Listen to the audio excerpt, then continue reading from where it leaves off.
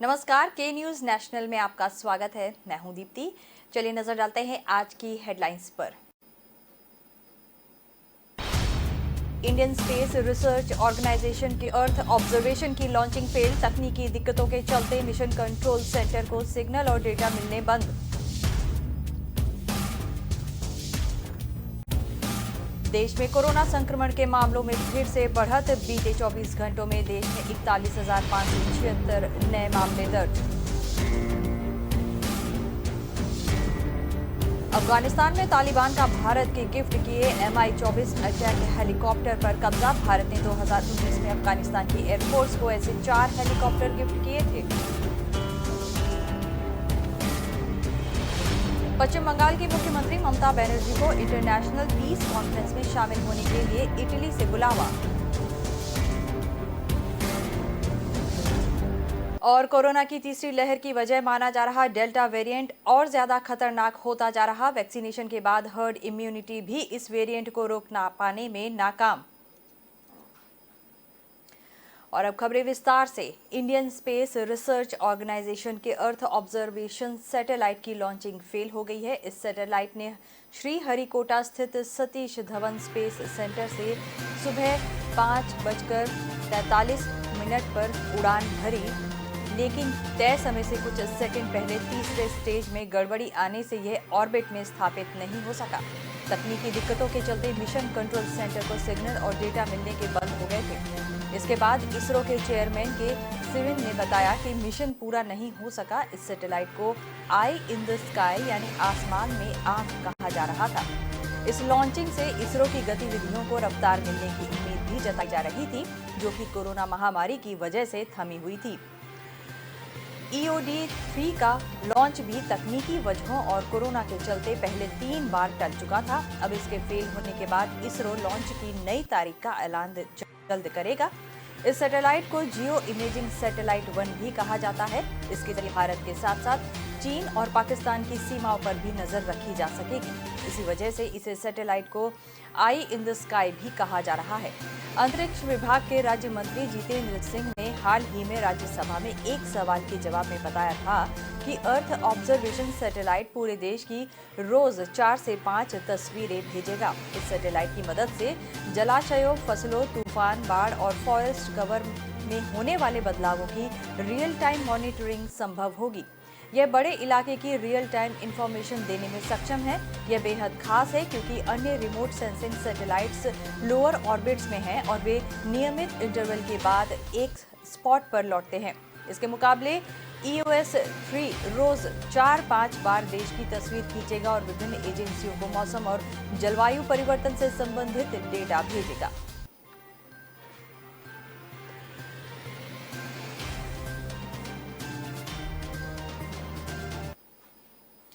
और अब बात कोरोना की। देश में कोरोना संक्रमण के मामलों में फिर से बढ़त देखी जा रही है। बीते 24 घंटों में देश में 41,576 नए मामले दर्ज किए गए। 39,125 मरीज ठीक हुए और 951 की मौत हो गई। ऐसा 5 दिन बाद हुआ है जब 40,000 से नए मरीजों की पहचान हुई। इससे पहले 5 अगस्त को 45,000 केस सामने आए थे। वहीं रिकवर करने वालों की संख्या भी 3 अगस्त के बाद सबसे कम रही। इससे कम 36,500 में 3 अगस्त को ठीक हुए थे। गुरुवार को एक्टिव केस में 1,955 की बढ़ोतरी हुई। बीते 5 दिन से इसमें कमी आ रही थी। अब कुल 3,82,000 मरीजों का इलाज चल रहा है। उधर केरल में भी नए केस बढ़े हैं।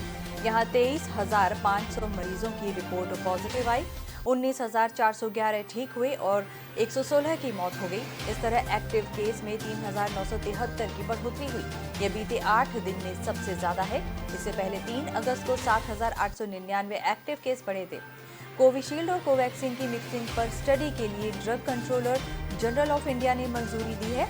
यह स्टडी वेल्लोर के क्रिश्चियन मेडिकल कॉलेज द्वारा की जाएगी। Central drugs standard control organisation ने 29 जुलाई को इस स्टडी की सिफारिश की थी। इसका ट्रायल 300 लोगों पर किया जाएगा। इसका मकसद यह पता लगाना है कि एक व्यक्ति को अलग अलग वैक्सीन की डोज देने का क्या असर हो सकता है।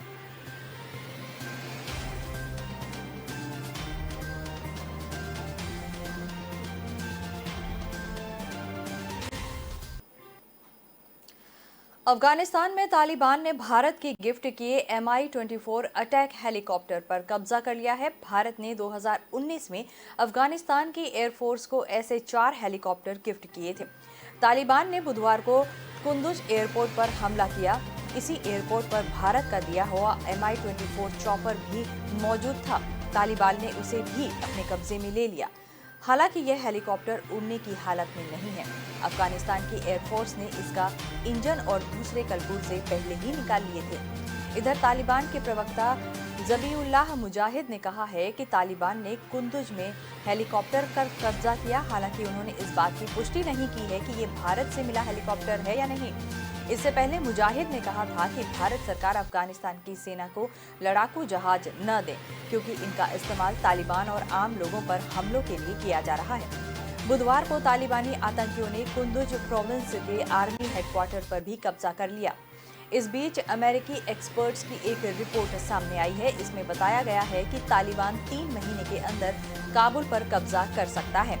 अमेरिकी सरकार के अधिकारियों ने वॉशिंगटन पोस्ट को बताया कि तालिबान अमेरिका की उम्मीद से ज्यादा तेजी से अफगानिस्तान के शहरों पर कब्जा कर रहा है। 10 अगस्त को तालिबान ने उत्तर पूर्वी बदशक्न प्रोविंस की राजधानी फैजाबाद पर कब्जा किया था। तालिबान 5 दिन के भीतर 9 प्रोविंस की राजधानियों पर कब्जा जमा चुका है। इनके नाम हैं जरांज, फराह, सरेपुल, शबरघान, अयाबाक, कुंदूज, फैजाबाद, पुले, खुमरी और तालुकान। इन शहरों के नाम इनके प्रोविंस के नाम पर हैं। तालिबान ने बीते शुक्रवार को जरांज पर कब्जा किया था। अब उत्तर में कुंदुज, सरेपोल और तालुकान से लेकर दक्षिण में ईरान की सीमा से लगे निमरोज प्रोविंस की राजधानी जरांज तक तालिबान का कब्जा है। उज्बेकिस्तान और तुर्कमेनिस्तान सीमा से लगे नोवजान प्रोविंस की राजधानी शबरघान से भी तालिबान अफगान सेना को खदेड़ चुका है।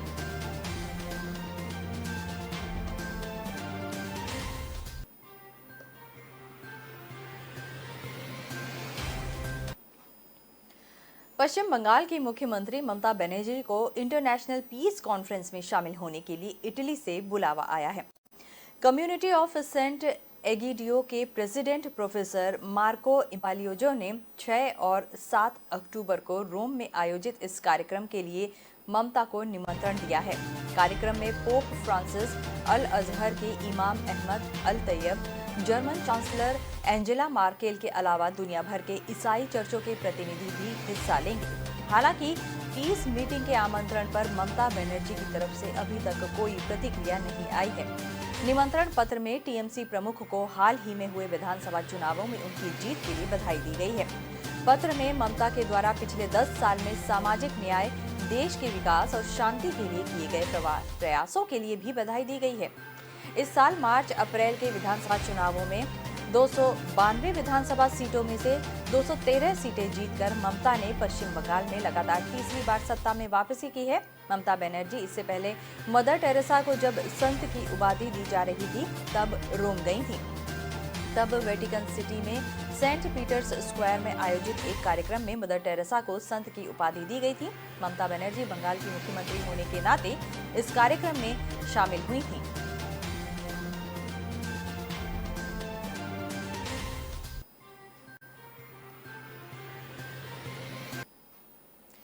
कोरोना की तीसरी लहर के लिए सबसे बड़ी वजह माना जा रहा है डेल्टा वेरिएंट और ज्यादा खतरनाक होता जा रहा। एक्सपर्ट्स का दावा है कि वैक्सीनेशन के बाद हर्ड इम्यूनिटी भी इस वेरिएंट को रोक पाने में नाकाम लग रही है। वैक्सीनेशन के बाद भी लोग इसकी चपेट में आ रहे हैं। ऐसे में संक्रमण कब तक रहेगा ये कह पाना मुश्किल है। ऑक्सफोर्ड वैक्सीन ग्रुप के प्रमुख प्रोफेसर एंड्रयू पोलार्ड ने मंगलवार को ब्रिटेन के ऑल पार्टी पार्लियामेंट्री ग्रुप की मीटिंग में ये बातें कही। पोलार्ड ने कहा कि महामारी तेजी से अपना स्वरूप बदल रही है। डेल्टा वेरिएंट अभी सबसे ज्यादा संक्रामक बना हुआ है। प्रोफेसर एंड्रयू पोलार्ड ने कहा कि हमारे पास ऐसा कुछ नहीं है जो संक्रमण को फैलाने से रोक सके। इसीलिए उन्हें लगता है कि हम ऐसी स्थिति में हैं जहां हर्ड इम्यूनिटी संभव नहीं है। उन्हें आशंका है कि ये वायरस ऐसा नया स्वरूप पैदा करेगा जो टीका लगवा चुके लोगों को भी संक्रमित करने में सक्षम होगा। डेल्टा वेरिएंट के केस सबसे पहले भारत में ही मिले थे। दूसरी लहर में खतरनाक हुए संक्रमण के बाद अगर देश में तीसरी लहर आती है तो इसकी सबसे बड़ी वजह डेल्टा वेरिएंट को ही बताया जा रहा है। यह एक आदमी से दूसरे तक बहुत तेजी से फैलता है। डेल्टा वेरिएंट दुनिया के 150 से ज्यादा देशों में फैल चुका है।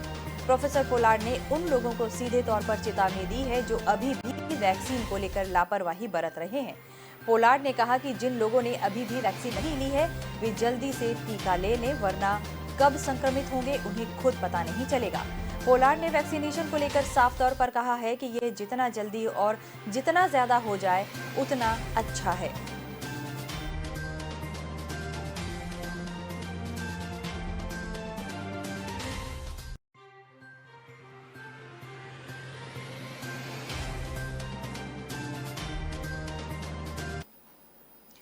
हिमाचल प्रदेश के किन्नौर जिले के निगुल सेरी में गुरुवार को सुबह होते ही तलाशी अभियान शुरू किया गया। लैंडस्लाइड वाली जगह से 200 मीटर नीचे बस के पार्ट्स मिले हैं। 3 लोगों के शव बरामद कर लिए गए हैं। इसके साथ ही मरने वालों की संख्या 13 हो गई है।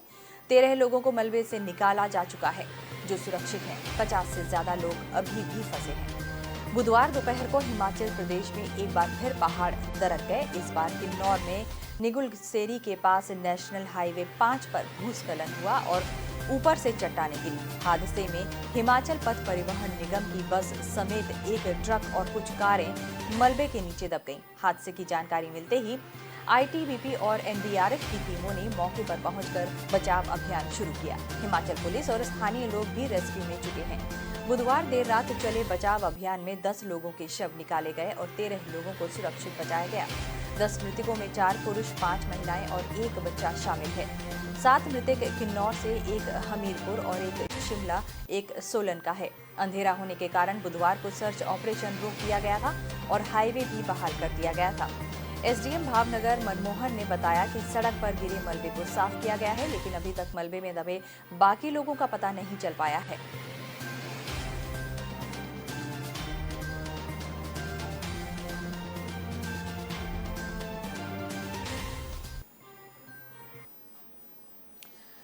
आंध्र सरकार ने बुधवार को केंद्र को बताया कि राज्य में कुछ कोरोना मरीजों की मौत ऑक्सीजन की कमी से हुई। राज्य सरकार ने कहा कि कुछ कोरोना संक्रमित वेंटिलेटर सपोर्ट पर थे और इस दौरान ऑक्सीजन का प्रेशर कम होने के चलते उनकी जान गई। इससे पहले केंद्र सरकार ने संसद में जानकारी दी थी कि पूरे देश में एक भी मौत ऑक्सीजन की कमी से नहीं हुई। आंध्र प्रदेश पहला ऐसा राज्य है जिसने इस बात को स्वीकार किया है कि इलाज के दौरान किसी कोरोना संक्रमित की मौत ऑक्सीजन की कमी के चलते हुई है। हाल ही में केंद्र ने राज्यों से कोरोना की दूसरी लहर से जुड़ा डेटा मांगा था। सूत्रों के अनुसार 13 राज्यों ने केंद्र को जवाब भेजा है। इनमें अरुणाचल, असम, ओडिशा, उत्तराखंड, जम्मू कश्मीर, लद्दाख, झारखंड, हिमाचल और पंजाब शामिल हैं। आंध्र के अलावा पंजाब ने भी कहा है कि शक है कि 4 मौतें ऑक्सीजन की कमी से हुई हैं। राज्यसभा में सरकार के सवाल किया गया था कि क्या दूसरी लहर में ऑक्सीजन की कमी से मौतें हुई। इसका जवाब देते हुए केंद्रीय स्वास्थ्य राज्य मंत्री भारती प्रवीण ने कहा था कि स्वास्थ्य राज्यों का मुद्दा है। सभी राज्यों और केंद्र शासित प्रदेशों को मौतों के आंकड़े को लेकर गाइडलाइन जारी हुई है। किसी ने ऑक्सीजन की कमी से कोरोना मरीज की मौत की बात नहीं कही है। ऑक्सीजन की कमी को लेकर दिल्ली के डिप्टी सीएम मनीष सिसोदिया ने आरोप लगाया था कि दूसरी लहर के दौरान ऑक्सीजन की कमी के कारण मौतें होने की जानकारी मांगने संबंधी कोई पत्र सरकार को नहीं मिला। वहीं केंद्रीय स्वास्थ्य मंत्री मनसुख मांडविया ने कहा था कि स्वास्थ्य मंत्रालय ने 26 जुलाई को दिल्ली सरकार को पत्र भेजा था। पत्र की कॉपी उनके पास है। अभी भी देरी नहीं हुई है। आप 13 अगस्त तक डेटा भेज सकते हैं। इसके बाद सिसोदिया ने कहा कि सरकार ने जानकारी देने के लिए 12 से 14 घंटे ही दिए हैं।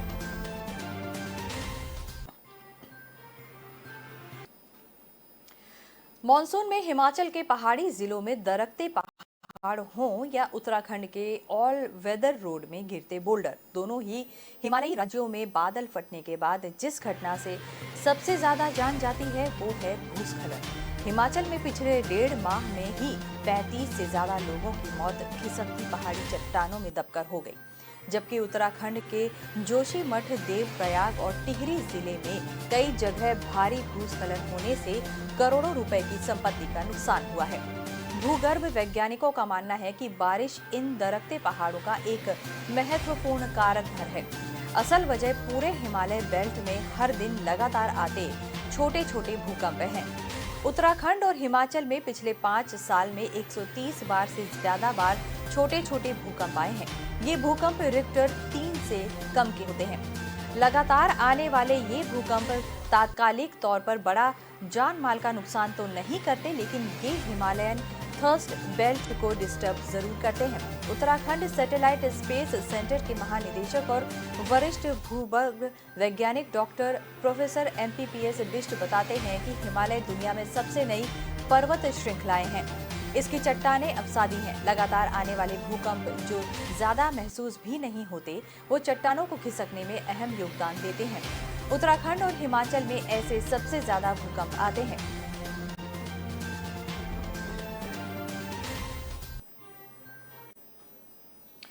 बुलेटिन में फिलहाल वक्त हो चला है एक छोटे से ब्रेक का। ब्रेक के बाद जल्द लौटते हैं।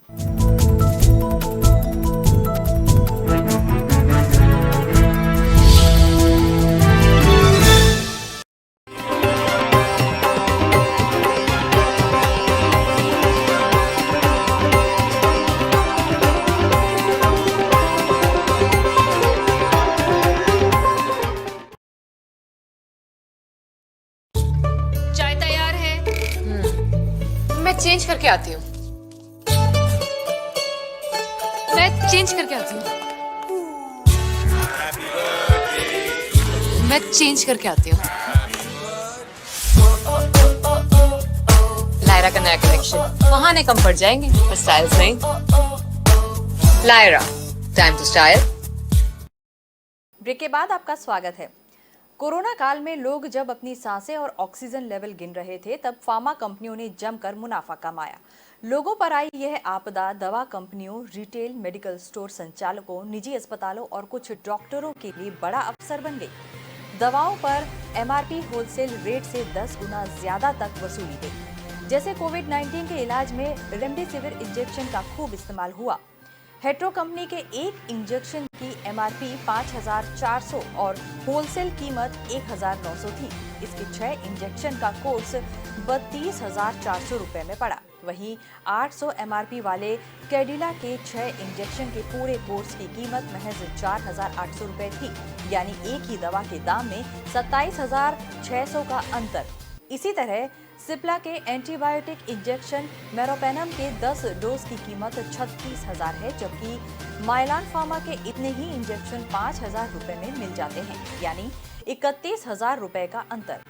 ट्रायोका फार्मा के इसी एंटीबायोटिक इंजेक्शन पर MRP भले ही 2,400 हो, लेकिन इसका होलसेल रेट सिर्फ 221 रुपए है।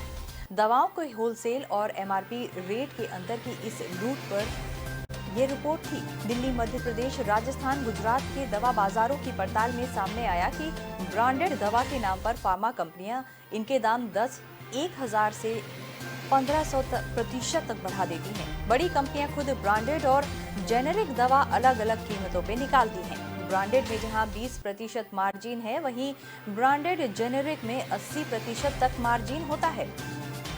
उदाहरण के लिए सिप्ला कंपनी की ब्रांडेड एंटीबायोटिक ओमनिक्स ओ की MRP 175 है। ये रिटेलर को 20% कम यानी 140 रुपए में मिल जाती है, जबकि सिप्ला इसी ड्रग को सफिक्स नाम से भी बनाती है। उस पर MRP तो ब्रांडेड से भी ज्यादा 220 रुपए होती है, लेकिन 10 टैबलेट की होलसेल प्राइस सिर्फ 52 रुपए है। दवा की कीमतों पर नियंत्रण और निगरानी नेशनल फार्मास्यूटिकल प्राइसिंग अथॉरिटी करती है। ये ज्यादातर कंट्रोल्ड कैटेगरी की सिंगल मॉलिक्यूल दवा की MRP तय करती है। कंपनियां इसी का फायदा उठाती हैं। जैसे कोविड-19 के इलाज में दी गई एंटीबायोटिक डॉक्सीसाइक्लिन, कंपनियों ने इसकी कॉम्बिनेशन ड्रग बनाई, नाम बदला और यह मूल नियंत्रण सूची से निकल गई। एसिडिटी की पुरानी सस्ती दवा एसिलॉक का मामला भी ऐसा ही है। PM जन औषधि केंद्र को दवा सप्लाई करने वाले एक कंपनी के मालिक अनैतिक मुनाफाखोरी की पुष्टि करते हैं। वे सवाल करते हैं कि हम औषधि केंद्र और कंपनियों दोनों को एक भाव पर दवा देते हैं, लेकिन कंपनियां मनमानी MRP डलवाती हैं और कई गुना महंगे भाव पर बेचती हैं।